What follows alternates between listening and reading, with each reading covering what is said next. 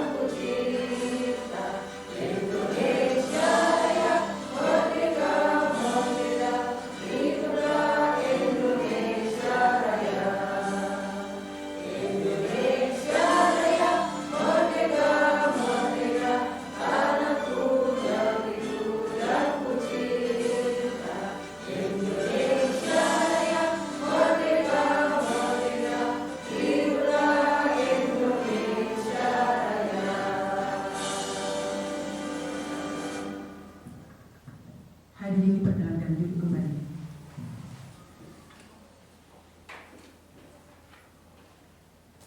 Terima kasih kami sampaikan kepada Ibu Ani Suhartati SSN. Kemudian Bapak Ibu, untuk acara yang ketiga adalah sambutan kepala sekolah yang akan disampaikan oleh Bapak Haji Abdul Rahman Azaki FM. Kepada beliau kami persilakan.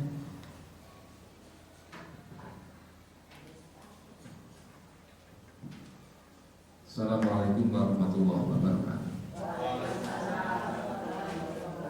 Bismillahirrahmanirrahim. Salatu wassalamu ala rasulillah wa ba'da. Bapak Ibu yang saya hormati, dan tidak lupa kepada segenap CDP Angkatan 9 dari SMP Negeri 2 Ngoro yang kami banggakan. Kita panjatkan rasa syukur kepada Allah Subhanahu wa taala pada hari ini kita bisa berada di TIK ini dalam rangka untuk penyebaran budaya positif dari para CGP kita. Dan Dan semoga kegiatan ini senantiasa diiringi ridho Allah Subhanahu wa taala, pada akhirnya membawa kebaikan, kemaslahatan untuk SMP Negeri 2 Maros. Amin. Salawat dan salam tak terlimpah pada junjungan kita Nabi besar Muhammad sallallahu alaihi wasallam. Bapak Ibu, memang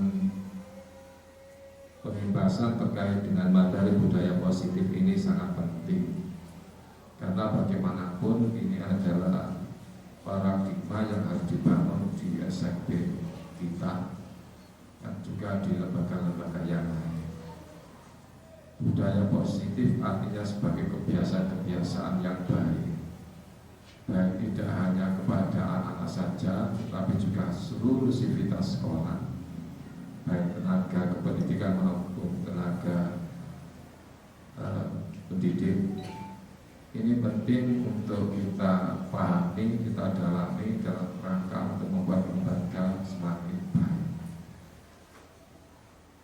Kalau untuk anak-anak, karena budaya positif ini banyak komponennya, diantaranya adalah disiplin positif.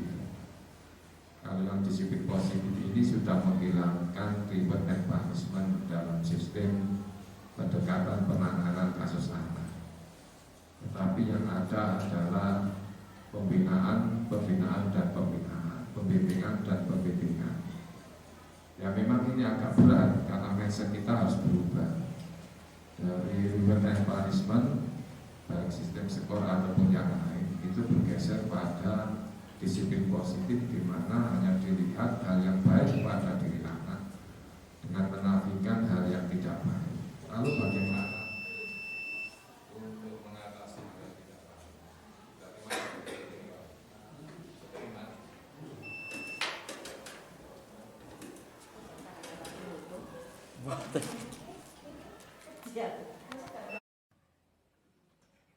Demikian satu dari saya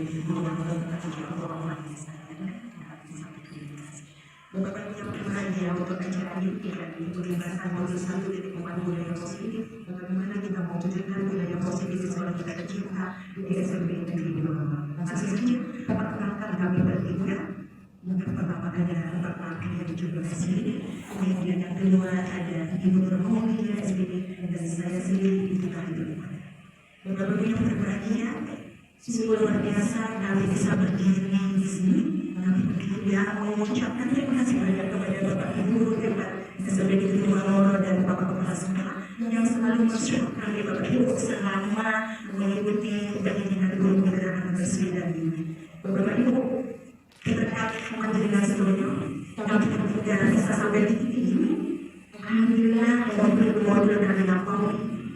Kemudian tugas kami kerjakan bersama dengan fasilitator dan juga pekerja praktik yang selalu didampingi selama kita berdiri, dan insya Allah dari kerjaan dan berdoa Allah nanti kita selesai dalam pendidikan guru gerakan di mana April 2024. Terima kasih Tuhan jelas dari perjalanan kami. Untuk itu kemudian ada semua serta doa dari perjalanan dan Bapak Kepala Sekolah khususnya luar biasa kepada kami semuanya. Mudah-mudahan ini semua menjadi kemampuan kebajikan Bapak Ibu dari khususnya. Bapak Ibu yang berbahagia, alhamdulillah di modul 1.4 ini dari modul sebelumnya kami telah mendapatkan banyak sekali pengetahuan dan wawasan dari pembelajaran baik itu eksplorasi konsep diri kita pribadi maupun berkol atau berkolaborasi bersama dengan fasilitator kami bertiga masing-masing. Sungguh banyak sekali pengetahuan dan wawasan yang telah kami dapatkan selama ini. Salah satunya adalah bagaimana pengetahuan kami bertiga mengenai konsep pemikiran dari Ki Hajar Dewantara, bahwa salah satu tugas guru atau tugas pendidik itu adalah mendidik dulu. Itu bagaimana? Menurut itu berbagi peserta didik kita sesuai dengan modal kita masing-masing, sesuai dengan modal peserta didik masing-masing. Menurut itu kita sadar bahwa kita manusia diciptakan oleh Allah SWT. Itu diperoleh oleh Allah dengan kemungkinan tidak juga karena sendiri masing-masing. Kita tidak bisa menyamakannya.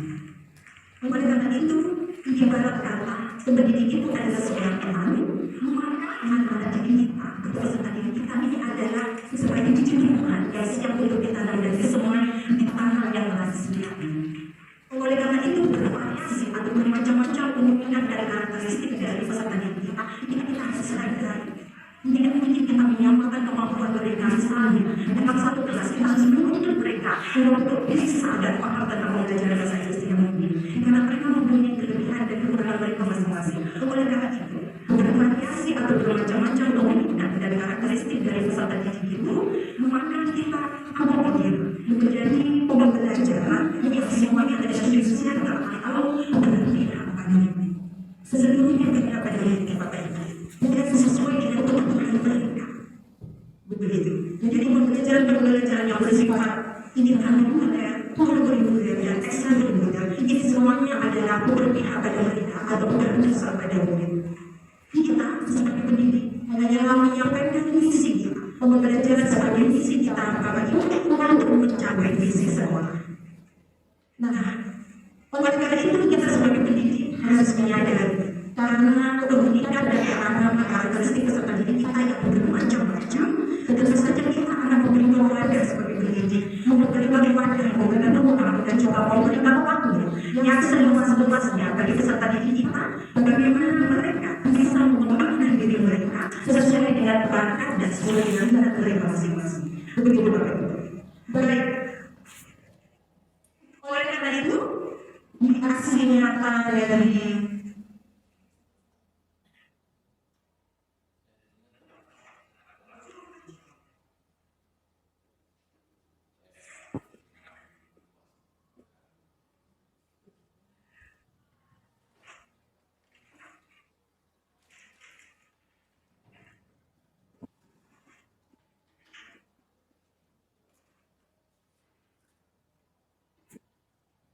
oleh karena itu, kita harus berkonsekuensi terhadap diri kita. Kemudian kita harus berkolaborasi terhadap pihak-pihak yang terkait, baik itu kepada atasan kita, kemudian kepada teman sejawat kita, kepada peserta didik kita, kepada murid terutama, dan juga kepada komite sekolah. Kita berkolaborasi bersama untuk mencapai visi sekolah kita tertentu. Nah, salah satunya yang harus kita lakukan adalah kita harus menerapkan budaya positif. Nah, pertanyaannya adalah, kalau kita berbicara mengenai budaya positif, apa sebenarnya budaya positif? Ada yang bisa memberikan budaya positif itu sebenarnya apa? Boleh? Selamat saya ucapkan pada Bapak Ibu yang sudah hadir sebagai CDP Angkatan 9. Menurut saya, budaya positif di suatu sekolah itu adalah kebiasaan baik. Kebiasaan baik yang sebelum diterapkan ke anak-anak, kita sebagai pendidik harus memberikan contoh sesuatu yang baik pula, sehingga ini akan menjadi satu hal kebiasaan, karena budaya itu adalah kebiasaan yang dilakukan secara terus-menerus dan menjadi pola perilaku pola perilaku. Ini terima kasih. Terima kasih, luar biasa. Tepuk tangan Bapak Ibu untuk penjabat. Mungkin pendapat satu lagi dari Bu Sulistiawati, apa pengertian dari budaya positif?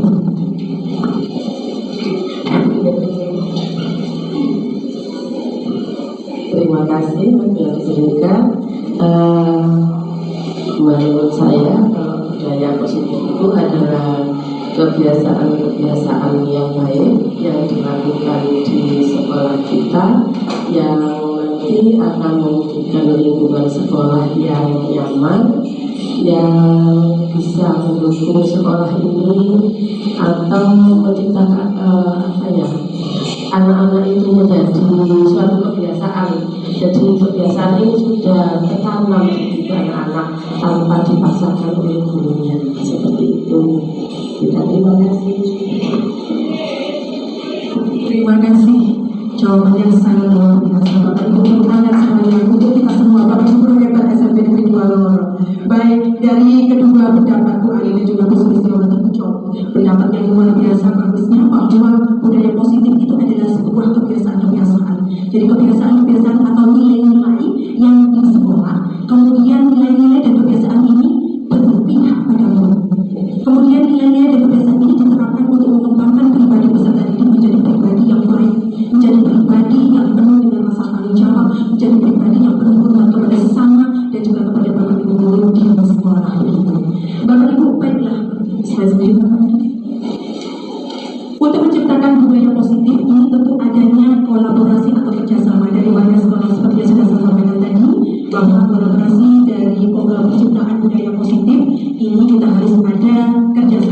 di antara berbagai pihak di sekolah. Salah satunya dengan rekan sejawat, kemudian dengan kepala sekolah dan juga dengan peserta didik dan kepada guru. Kemudian kita juga bisa mengoptimalkan waktu. Misalnya disiplin waktu dengan datang tepat waktu itu adalah sebuah contoh atau teladan yang baik bagi anak-anak didik kita. Kemudian yang ketiga adalah pikiran dan perasaan yang on. On ini berarti kita selalu siap untuk menghadapi pembelajaran paradigma baru. Bagaimana pergeseran pembelajaran kemudian menjadi update. Ini kita harus siap untuk selalu mengikuti dan mengupdate kemampuan kita dan mengupdate pengembangan diri kita dengan mengikuti berbagai pelatihan atau mungkin berbagai workshop yang telah disediakan baik di sekolah maupun di luar sekolah. Selanjutnya, Pak. Iya. Baik. Iya, terima kasih banyak Bapak Ibu. Bagaimana? Bisa membuka sesuatu yang berharga bagi masyarakat jenengan? Bisa? Tidak ya? 100% tidak bisa ya? Waduh, mesti rayu ayolah nanti ngopi bareng di kafe pria. Ayo, tidak mau ternyata nanti kita karena ada kontrol diri dari kita sendiri Bapak Ibu. Kita bisa membuka atau menutup itu karena kita ada kontrol diri dari kita pribadi begitu. Jadi kalau saya buka ya saya buka, saya sarankan. Kalau nggak mau ya nggak mau. Ya, berarti kita bisa mengontrol diri kita karena kita mempunyai kontrol diri pribadi. Begitu Bapak Ibu. Walaupun orang lain ya merecoki atau mungkin mengintimidasi atau mungkin membujuk, merayu dan sebagainya. Kalau kontrol diri kita kuat Bapak Ibu, tentu saja orang lain pun tidak akan bisa mengalahkan kemauan atau kontrol diri kita. Yang ketiga, ilusi bahwa kritik dan membuat orang merasa bersalah dapat menguatkan karakter. Untuk pendapat ketiga, kalau kita melihat bahwa jika ada seseorang mengkritik kita, kemudian membuat kita merasa bersalah, apakah bisa menguatkan karakter kita Bapak Ibu? Tidak bisa, betul. Jadi karakter atau kritik, ya, ini adalah kritik dan membuat orang merasa bersalah. Ini bisa melemahkan karakter pribadi kita. Bagaimana dengan ilusi bahwa orang dewasa itu memiliki hak untuk memaksa? Selanjutnya, perilaku manusia. Berdasarkan teori motivasi perilaku manusia Bapak Ibu, ada 3. Yang pertama adalah motivasi eksternal untuk menghindari ketidaknyamanan atau hukuman. Apa yang akan terjadi apabila saya tidak melakukannya? Kalau kita berbicara mengenai hukuman itu apa? Hukuman itu adalah sesuatu yang menyakitkan bagi kita, betul? Ketika kita, mohon maaf, saya waktu di MI mendapat hukuman gitu dari salah seorang ustadz begitu, itu terkenang sampai dengan sekarang. Ternyata hukuman itu menyakitkan bagi peserta didik, apalagi ditambah dengan kata-kata yang tidak pantas yang diucapkan oleh seorang guru, itu akan terbayang, akan mengena dan selalu akan terekam di dalam mindset anak-anak atau peserta didik kita. Begitu Bapak. Yang kedua adalah rasa kasih sayang dan rasa diterima oleh sesama, baik itu di lingkungan keluarga maupun di lingkungan sekolah. Bagaimana rasa disayangi, rasa diterima di sekeliling peserta, di sekeliling teman-teman, kemudian rasa diterima oleh Bapak Ibu guru dan seluruh warga sekolah. Kemudian yang ketiga adalah teori kebutuhan bagaimana kita bertahan hidup. Kemudian keempat, teori kebebasan, dan terakhir adalah teori kesenangan. Baik, sekarang kita akan membahas mengenai hukuman dan konsekuensi. Kalau tadi merasa tidak nyaman dalam jangka waktu pendek, kemudian anak akan menghargai disiplin dan stimulus tanggapan serta mendorong anak menjadi mudah menyesuaikan diri sesuai dengan konsep diri yang baik, dan anak belajar untuk mematuhi peraturan serta di sini ada kehilangan hak, sehingga membuat rasa tidak nyaman diasingkan untuk sementara waktu atau time out begitu. Baik, untuk yang kedua Bapak Ibu mengenai keyakinan kelas dan nilai-nilai universal akan disampaikan oleh rekan kami Bapak Heri Cahyono SPT. Kami persilakan. Majelis Pak Allah